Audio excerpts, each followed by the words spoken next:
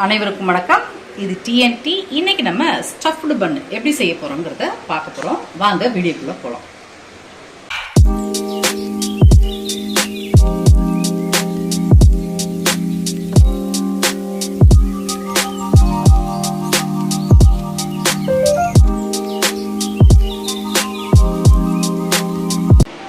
இப்போ நான் ஒரு 1/4 கிலோ அளவுக்கு ராஜ்மா வாங்கி ஒரு 8 மணி நேரம் ஊற வச்சிருக்கேன்.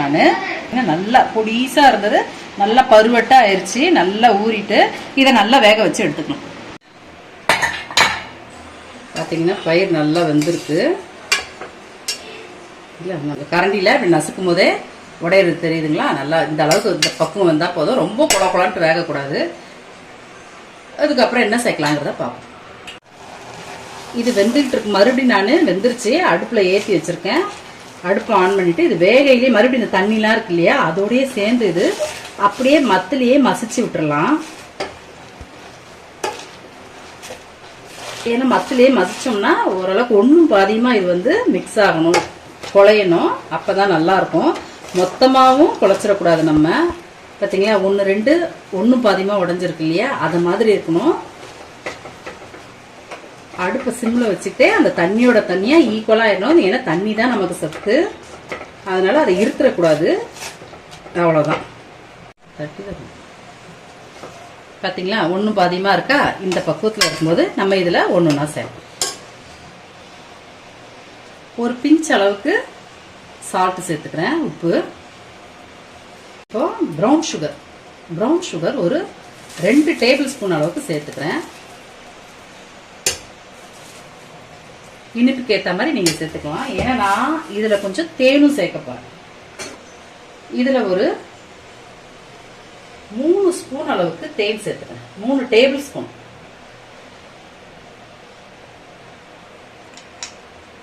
இதில் சேர்த்து நல்லா மிக்ஸ் பண்ணிக்கலாம். இப்போ ப்ரௌன் சுகர்லாம் சேர்த்ததுனால அதுவும் இந்த சூட்டில் இலகி எல்லாம் மிக்ஸ் ஆகி ஒன்று போல் வரும். நல்லா கிரிப்பா. அது வரையும் சிறுந்தியிலேயே அடுப்பில் வச்சிடணும். இதில் நான் 1 டேபிள் ஸ்பூன் அளவுக்கு நெய் சேர்த்துக்கிறேன். ரொம்ப வேண்டானாலும் விட்டுறலாம். விருப்பம் இருந்தால் சேர்க்கலாம், இல்லைன்னா ஸ்கிப் பண்ணிடணும். ஏன்னா பசங்க சாப்பிடும்போது அந்த வாசத்துக்கு கொஞ்சம் நல்லா சாப்பிடுவாங்கங்கிறதுனால நான் அந்த நெய்யை சேர்க்குறேன். ஏன்னா இதில் பெரட்டி அப்படி எடுக்கும்போது பார்த்தீங்கன்னா நல்லா அந்த களி மாதிரி வரும். அந்த அளவுக்கு நம்ம வந்து இதை வேக வச்சு எடுக்கணும். அப்போ ஒட்டாமல் வரும் பாத்திரத்துலையும். அதனால நான் 1 டேபிள் ஸ்பூன் அளவுக்கு நெய் சேர்த்துக்கிறேன். இப்போ இது இந்த பக்குவத்துக்கு வந்துருச்சு. இப்போ நான் இதில் கொஞ்சமாக 1 கைப்பிடி அளவு துருவின தேங்காவை நான் சேர்த்துக்கிறேன்.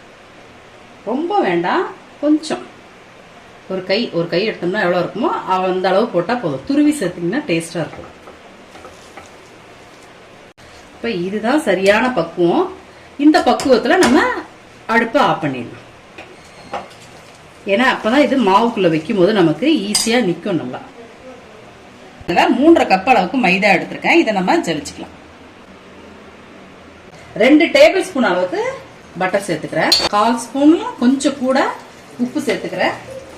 சர்க்கரை பார்த்தீங்கன்னா 1 டேபிள் ஸ்பூன் அளவுக்கு சேர்த்துக்கிறேன். இது எல்லாத்தையும் நல்லா மிக்ஸ் பண்ணிக்கலாம்.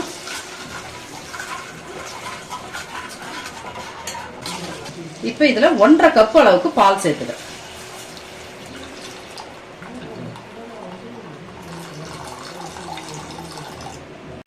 இப்போ நான் ஸ்டவ் ஆஃப் பண்ணிடுறேன். இப்போ இது கூட நம்ம மாவில் வந்து எப்படி சேர்க்கலாங்கிறத பார்ப்போம். 1.5 ஸ்பூன் அளவுக்கு நான் ஈஸ்ட் சேர்த்துக்கிறேன். ஈஸ்ட் சேர்த்துட்டு கொஞ்ச நேரம் அப்படியே விட்டுருவோம்.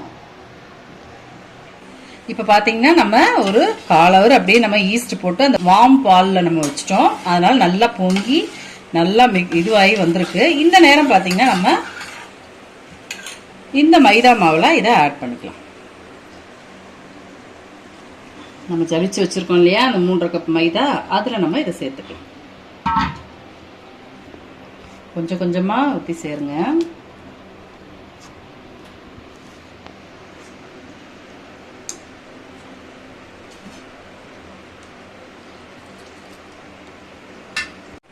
இப்போ நம்ம ஸ்பூனில் மிக்ஸ் பண்ணிவிட்டு இப்போ கையில் கொஞ்சம் நல்லா பிசைஞ்சு விட்டுருணும்.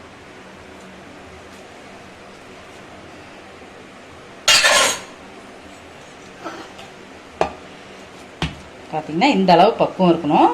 ரொம்ப பூரி மாவு பக்குவம்லாம் பிசையக்கூடாது. இப்படி கையில் ஒட்டுற மாதிரி பிசைஞ்சு எடுத்துக்கலாம். இப்போ 1 மணி நேரம் நான் ஒரு ஈர துணியை போட்டு மூடி வச்சுக்கிறேன். 1 மணி நேரம் கழிச்சு நம்ம பார்ப்போம். இப்போ நம்ம மாவு பிசைஞ்சு வச்சு 1 மணி நேரம் ஆயிடுச்சு. எப்படி வந்திருக்குன்னு பார்ப்போம். நல்லா பொங்கி மேலே வரையும் வந்திருக்கு. பார்த்தீங்களா, ஒரு பெரட்டு நம்ம மறுபடியும் இதை நல்லா ஒரு வாட்டி பிசைஞ்சு விட்டுருவோம். ஒரு 1/2 அன் ஹவர் அதே மாதிரி பிரேக் கொடுப்போம், ஈர துணியை மூடி. அதுக்கப்புறமா நம்ம செய்ய வேண்டியதை செய்யணும். இதை மாதிரி தான் அது பதம் இருக்கும்.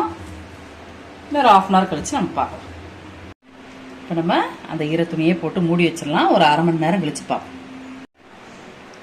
இப்போ நம்ம ஒரு 1/2 அன் ஹவர் ஆயிடுச்சு. மாவை திறந்து பார்க்கலாம். இதுவும் நல்லா பொங்கி வந்துருச்சு, செம்மையாக வந்திருக்கு. இப்போ நம்ம இந்த மாவை ரெடி பண்ணோம்னா ரொம்ப சூப்பராக வரும். ரொம்ப சூப்பராக ரெடியாகி வந்திருக்கு மாவு பக்குவம். இப்போ நம்ம மாவு பிசைஞ்சு வைக்கும் போது பக்குவம் பார்த்துருப்பீங்க. நல்லா பிசு பிசுன்னு கையில் ஒட்டுச்சு. இப்போ பார்த்தீங்களா, நல்லா அதோட தன்மை முழுசாக இதுவாகி நல்லா ரெடியாகி வந்திருக்கு. ஸ்டஃப்டு பன் ரெடி பண்ணேன். மாவை இப்படி நான் ஃப்ளோரில் போட்டுப்பேன். இப்போ இந்த மாவை இதில் எடுத்து போட்டுக்கலாம்.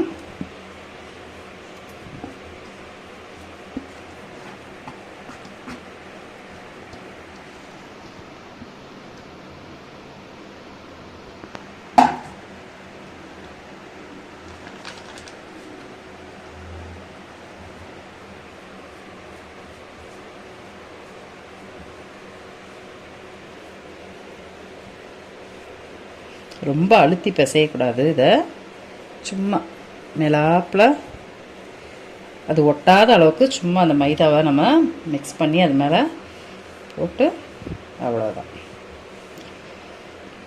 இதை நம்ம பார்த்து பிரிச்சுக்கலாம். இப்போ இதை நான் கட் பண்ணிக்கிறேன். நமக்கு எந்த சைஸ் பன் வேணுமோ அந்த சைஸ்க்கு நம்ம கட் பண்ணிக்கலாம்.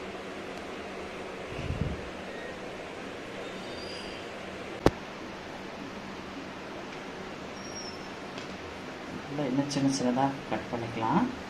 ரொம்ப பெருசாகவும் வேண்டாம், ஓரளவுக்கு.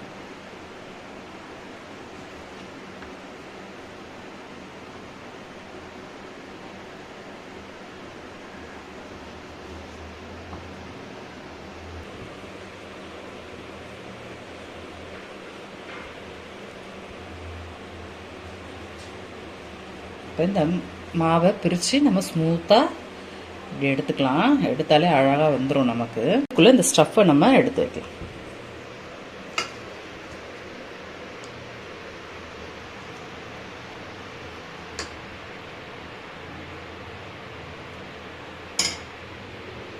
ஸ்டஃப் வச்சு அப்படியே அழகாக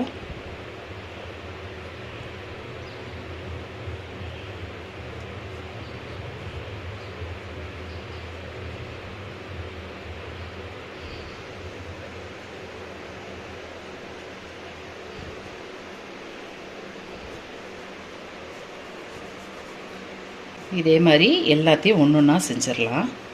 பார்த்தீங்களா, நல்லா அந்த பால் ஷேப்புக்கு அழகாக வந்துருச்சு. இப்போ நான் ஒரு பிளேட்டில் மைதா மாவு கொஞ்சம் தூவி வச்சுருக்கேன் ஒட்டாமல் இருக்கிறதுக்கு. இப்போ நான் இது மேலே வச்சுடுறேன். இதே மாதிரி ஒன்று ஒன்றா செஞ்சிடலாம்.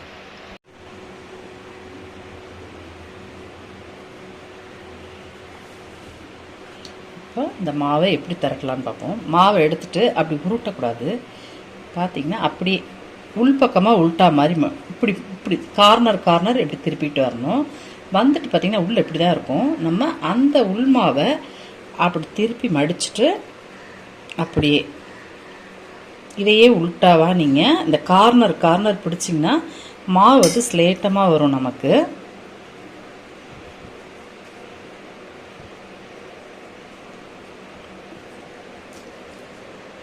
இப்போ இந்த ஸ்டஃப்பை நம்ம இது உள்ளே வச்சுட்டு மூடுறதுக்கு ரொம்ப ஈஸியாக இருக்கும்.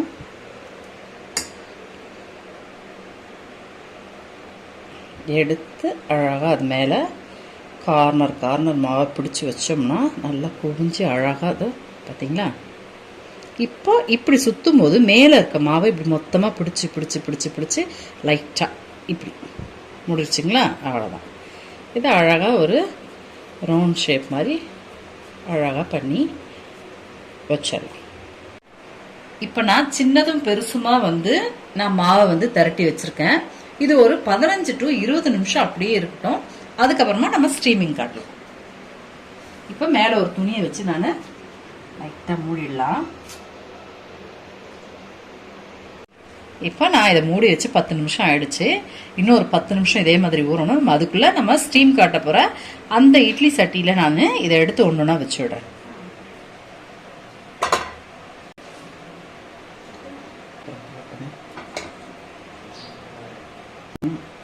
இதை உருட்டவோ இன்னொரு வாட்டி பால் மாதிரி வரணும்னு உருட்டெல்லாம் கூடாது. அப்படியே எடுத்து அழகாக அந்தந்த இதில் வச்சிடணும். வச்சுட்டு இப்போ மேல் தட்டு எடுத்துக்கிறேன் நான். இப்போ எல்லாத்தையும் ஒன்று அடுக்கியாச்சு. இதில் ஒரு 10 மினிட்ஸ் அப்படியே இருக்கட்டும். அதுக்கப்புறமா நம்ம அடுப்பை பற்ற வைக்கிறோம். 10 மினிட்ஸ் ஆயிடுச்சு. பார்த்தீங்களா, நம்ம வச்சதோடையே இன்னும் கொஞ்சம் நல்லா பெருசாக வந்திருக்கு. இப்போ நம்ம அடுப்பில் வச்சு நான் தண்ணி ஏற்கனவே சுடுதண்ணி அடியில் ஊற்றிருக்கேன். இப்போ 2 தட்டு வச்சுருக்கேன். அடுப்பை ஏற்றியாச்சு. ஒரு 10 மினிட்ஸ் நம்ம 10 மினிட்ஸ் to 15 மினிட்ஸ் அப்படியே விட்டுருவோம். பெருந்தியில் ஒரு 5 மினிட்ஸ் வைக்கணும். அப்புறம் சிம்மில் 10 நிமிஷம் வச்சு அப்புறம் ஓப்பன் பண்ணி பார்க்கலாம். மினிட்ஸ் ஆயிடுச்சு. ஓப்பன் பண்ணி பார்க்கலாம். நல்லா வெந்துருச்சு. நல்லா உப்பிரிட்டு வந்திருக்கு, தெரியுதா? நம்ம இப்போ ஒரு பல்குத்துற குச்சி வச்சு நம்ம இதை மாவை குத்தி பார்க்கலாம். பார்த்தீங்கன்னா ஒட்டலை, நல்லா வெந்துருச்சு. நான் இப்போ ஸ்டவ் ஆஃப் பண்ணிவிட்டு இதை கொஞ்சம் நேரம் கழித்து எடுக்கலாம். சூட்டோடு எடுத்தனா இன்னும் பிச்சுக்கிட்டு வரும். ஏன்னா நான் ஒன்றுக்கு ஒன்று தனித்தனியாக வச்சுருந்தா கரெக்டாக இருந்திருக்கும். நான் பக்கத்தில் வச்சதுனால அது நல்லா பன் பார்த்தீங்கன்னா நல்ல பால் மாதிரி நல்லா பெருசாகிட்டு வந்துருச்சு. ஒரு கொஞ்சம் நேரம் ஆறிடுச்சுன்னா நம்ம எடுக்கும்போது ஈஸியாக வந்துடும். இப்போ பன்னெல்லாம் ரெடி ஆயிடுச்சு. பார்த்தீங்கன்னா ரொம்ப சூப்பராக வந்திருக்கு. நல்லா புசு புசு நல்லா எலும்பி வந்திருக்கு. இது பார்த்தீங்கன்னா ஒரு ஈவினிங் ஸ்நாக்ஸ் மாதிரி பசங்களுக்கு செஞ்சு கொடுக்கலாம். ரொம்ப சூப்பரானது. இப்போ நான் ஒன்று பிரித்து காட்டுறேன் பாருங்கள். அந்த பன்னுக்குள்ளே உள்ள இனிப்பு வச்ச மாதிரி நல்லா சூப்பராக இருக்குது. ஏன்னா இது ராஜ்மா அந்த பயிரில் செஞ்சுருக்கு. பார்த்தீங்களா, பிக்கும் போது எவ்வளோ சாஃப்டாக உள்ள வந்திருக்கு. அந்த இனிப்போடு சேர்த்து செய்யும் போது பிள்ளைங்க சாப்பிடும் போது டேஸ்ட்டாக இருக்கும். நான் கொஞ்சம் சாப்பிட்டு பார்க்குறேன்.